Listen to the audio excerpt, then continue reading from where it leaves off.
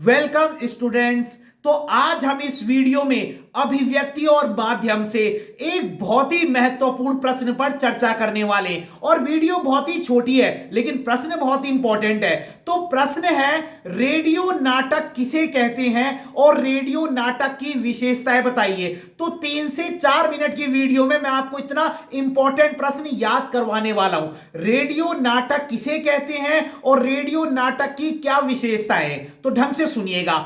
परिभाषा है, रेडियो पर प्रसारित होने वाले नाटक को रेडियो नाटक कहते हैं। तो परिभाषा कितनी आसान है, रेडियो पर प्रसारित होने वाले नाटक को रेडियो नाटक कहते हैं। रेडियो पर प्रसारित होने वाले नाटक को रेडियो नाटक कहते हैं। तो डेफिनेशन याद हो गई। डेफिनेशन तो देखो एक ही लाइन की है तो हमें उतनी ही लिखनी है। अब जबरदस्ती हम डेफिनेशन में कुछ ऐड नहीं कर सकते। रेडियो पर प्रसारित होने वाले नाटक को रेडियो नाटक कहते हैं। डन। अब रेडियो से संबंधित मैं एक एमसीक्यू वाला प्रश्न बता देता हूं कि रेडियो कैसा माध्यम है। तो रेडियो में हम केवल क्या कर सकते हैं, रेडियो से हम केवल सुन सकते हैं। तो वो कैसा माध्यम होगा, श्रव्य माध्यम। श्रव्य का मतलब होता है सुनना, क्योंकि रेडियो से हम केवल क्या कर सकते हैं, सुन सकते हैं। तो रेडियो श्रव्य माध्यम है। यह एमसीक्यू में आ जाता है कई बार। डन। अब परिभाषा पर आ जाइए। रेडियो नाटक किसे कहते हैं,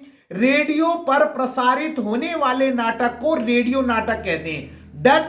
अब इसकी विशेषताएं क्या है, विशेषताएं ढंग से सुनिएगा क्योंकि विशेषताओं से ही क्वेश्चन बन जाते हैं। एक विशेषता से पूरा पूरा एक क्वेश्चन बनता है। तो पहली विशेषता क्या है, वही जो मैंने अभी बोली, रेडियो नाटक में चित्र नहीं दिखाई देते। ये इसकी पहली विशेषता है। पहली विशेषता क्या है, रेडियो नाटक में चित्र नहीं दिखाई देते। ये इसकी पहली विशेषता है। अब दूसरी विशेषता क्या है, रेडियो नाटक में आवाज का महत्व होता है। वो तो हो गई क्योंकि चित्र तो दिखाई नहीं दे रहे। तो जो श्रोता हैं, जो सुनने वाले हैं, जो ऑडियंस है, वो किस पर ध्यान देगी, आवाज पर ही तो ध्यान देगी। तो रेडियो नाटक में आवाज का महत्व होता है। तीसरा पॉइंट है, रेडियो नाटक में संगीत का महत्व होता है। संगीत बहुत अच्छा होना चाहिए। क्यों, क्योंकि ऑडियंस को चित्र तो दिखाई नहीं दे रहे। तो संगीत होगा, साउंड अच्छा होगा तो लोग उसकी तरफ क्या होंगे, अट्रैक्ट होंगे। अरे भैया, मुझे जब चित्र दिखाई नहीं दे रहा तो आवाज में कुछ ऐसापन होना चाहिए कि मैं उसकी तरफ क्या है, खींचा चला जाऊं। म्यूजिक अच्छा होना चाहिए, साउंड अच्छा होना चाहिए। डन। तो पहली विशेषता क्या बताई थी, रेडियो नाटक में चित्र नहीं दिखाई देते। दूसरी विशेषता, रेडियो नाटक में आवाज का महत्व होता है। तीसरी विशेषता, रेडियो नाटक में संगीत का महत्व होता है। देखो एक एक वर्ड चेंज कर रहा हूं मैं और नई नई विशेषताएं बन रही हैं। पहली, दोबारा से रिवाइज करेंगे। पहली विशेषता क्या थी, रेडियो नाटक में चित्र नहीं दिखाई देते। दूसरी विशेषता, रेडियो नाटक में आवाज का महत्व होता है। समझ के पढ़ना। तीसरी विशेषता, रेडियो नाटक में संगीत का महत्व होता है। क्यों होता है महत्व, क्योंकि हमको क्या है, चित्र तो दिखाई नहीं दे रहे भाई। ठीक है। चौथा, रेडियो नाटक में आवाज हो गया, डन। चित्र हो गए, डन। तीसरा पॉइंट क्या बताया हमने, संगीत हो गया। अब फोर्थ क्या है, रेडियो नाटक में संवाद का महत्व होता है। बहुत इंपॉर्टेंट पॉइंट है ये, कई बार इसे एक्सप्लेन करने के लिए भी आता है कि रेडियो नाटक में संवाद का महत्व होता है। अब क्यों होता है, तो वही बात है कि रेडियो नाटक में चित्र दिखाई नहीं देते, इसलिए सुनने वालों के लिए संवाद दमदार होने चाहिए। तुमने देखा होगा कई मूवी ऐसी है, लोगों को स्टोरी नहीं पता लेकिन उनके डायलॉग्स क्या हो गए, हिट हो गए। लोग मूवी को उसकी स्टोरी से नहीं जान रहे, उनके डायलॉग से जान रहे हैं। उन पे मीम्स बनते हैं, उन पे लोग शॉर्ट वीडियो बना रहे हैं, तो डायलॉग्स भी फेमस हो जाते हैं। ठीक है। तो रेडियो नाटक में किस किस का महत्व है, पहली विशेषता क्या थी, रेडियो नाटक में चित्र नहीं दिखाई देते। दूसरी, तीसरी और चौथी विशेषता जो है, इनमें एक एक वर्ड चेंज करना है। रेडियो नाटक में आवाज का महत्व होता है, रेडियो नाटक में संगीत का महत्व होता है, रेडियो नाटक में संवाद का महत्व होता है। 4 विशेषताएं बता दी मैंने, अभी और बताऊंगा। पहली क्या बताई, रेडियो नाटक में चित्र नहीं दिखाई देते।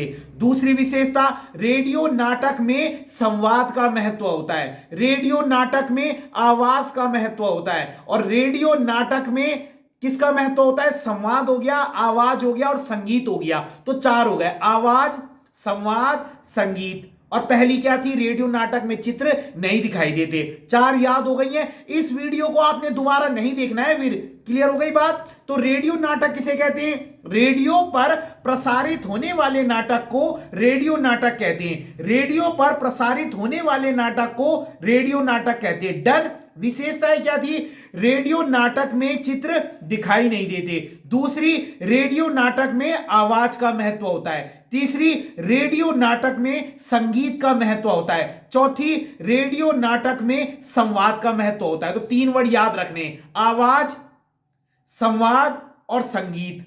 आवाज, संवाद और संगीत। और पहली तो है कि चित्र नहीं दिखाई देते। 4 हो गए।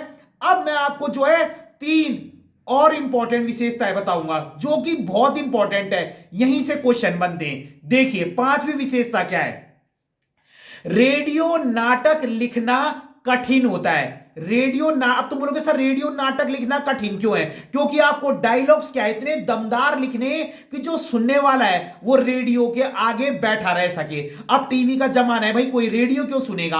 अब आपको पता ही आज के समय में रेडियो तो क्या है, दिख भी नहीं रहे। क्यों? क्योंकि टेक्नोलॉजी बहुत बढ़ गई है। डन। तो क्या है? रेडियो नाटक लिखना कठिन होता है। रेडियो नाटक लिखना कठिन होता है, ये 5वीं है विशेषता। 6वीं क्या है? बहुत इंपॉर्टेंट है। रेडियो नाटक में पात्रों की संख्या सीमित होती है या होनी चाहिए। रेडियो नाटक में ना तुम बहुत सारे कैरेक्टर नहीं रख सकते। अब तुम बोलोगे सर हम क्यों इतने सारे कैरेक्टर नहीं रख सकते, क्यों हम ज्यादा पात्र नहीं रख सकते रेडियो नाटक में? मैं आपको समझाता हूं क्यों। यह क्वेश्चन भी आता है, बहुत इंपॉर्टेंट है। देखिए, अगर आप रेडियो नाटक में अधिक पात्र रखेंगे तो आपको चित्र तो दिखाई नहीं दे रहे। तो जैसे ही आप नए पात्र की आवाज सुनेंगे, पुराने पात्र की आवाज को भूल जाएंगे। अब मान लो मैं रेडियो में कुछ चीज सुन रहा हूं और उसमें लगभग कोई नाटक चल रहा है रेडियो में, चलो, और उसमें 20 कैरेक्टर हैं, तो शकल से तो मैं 50 लोगों को भी याद कर सकता हूं। अगर मैं टीवी में 50 आदमी देखूंगा ना तो शकल से तो हम सबको पहचान सकते हैं, लेकिन आवाज के थ्रू मुझे 50 लोगों को पहचानना हो तो क्या मैं पहचान पाऊंगा? नहीं। 2 को पहचानूंगा, 3 को पहचानूंगा, 4 को पहचानूंगा, 5 को पहचानूंगा। मुझे क्या दिक्कत आएगी?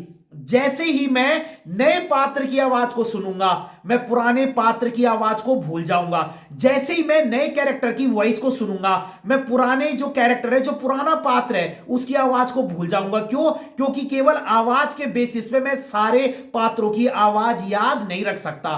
तो पॉइंट क्या था? रेडियो नाटक में पात्रों की संख्या सीमित होनी चाहिए। रेडियो नाटक में पात्रों की संख्या सीमित होनी चाहिए। क्यों? रीजन बता दिया। क्योंकि अगर रेडियो नाटक में अधिक पात्र होंगे तो जैसे ही हम नए पात्र की आवाज को सुनेंगे, पुराने पात्र की आवाज को भूल जाएंगे। डन। और सबसे अगला और इंपॉर्टेंट जो पॉइंट है, रेडियो नाटक की अवधि भी सीमित होनी चाहिए। मतलब रेडियो नाटक की जो टाइम ड्यूरेशन है वो सीमित होनी चाहिए। अब तुम बोलोगे सर क्यों?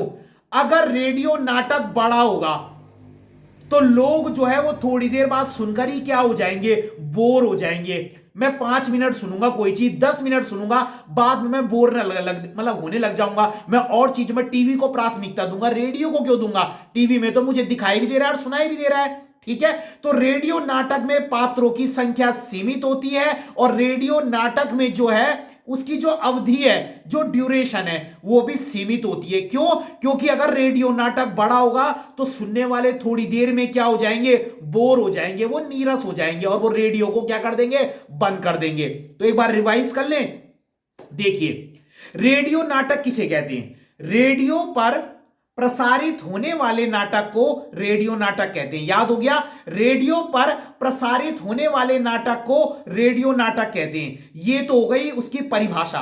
अब विशेषताओं पे आओ। पहली विशेषता क्या थी? रेडियो नाटक में चित्र नहीं दिखाई देते। अब वो 3 वर्ड कौन थे? रेडियो नाटक में आवाज का महत्व होता है, रेडियो नाटक में संगीत का महत्व होता है, रेडियो नाटक में संवाद का महत्व होता है। आवाज, संवाद, संगीत। आवाज, संवाद और संगीत, 4 विशेषताएं हो गई। 5वीं मैंने क्या बोली थी? रेडियो नाटक लिखना कठिन होता है। 6वीं, रेडियो नाटक में पात्रों की संख्या सीमित होनी चाहिए। क्यों? क्योंकि अगर अधिक पात्र होंगे तो जैसे ही हम नए पात्र की आवाज को सुनेंगे पुराने पात्र की आवाज को भूल जाएंगे। और अगला मैंने क्या बोला था, रेडियो नाटक की अवधि भी सीमित होनी चाहिए, मतलब ड्यूरेशन। क्योंकि अगर रेडियो नाटक बड़ा होगा तो सुनने वाला थोड़ी देर में बोर हो जाएगा और वो रेडियो को बंद करके चला जाएगा। डन। तो यह है रेडियो नाटक की परिभाषा और विशेषताएं। इसके अलावा अगर आपका कोई भी प्रश्न है तो आप मुझे कमेंट बॉक्स में कमेंट कर सकते हैं। बाकी मैं और भी वीडियो बनाऊंगा।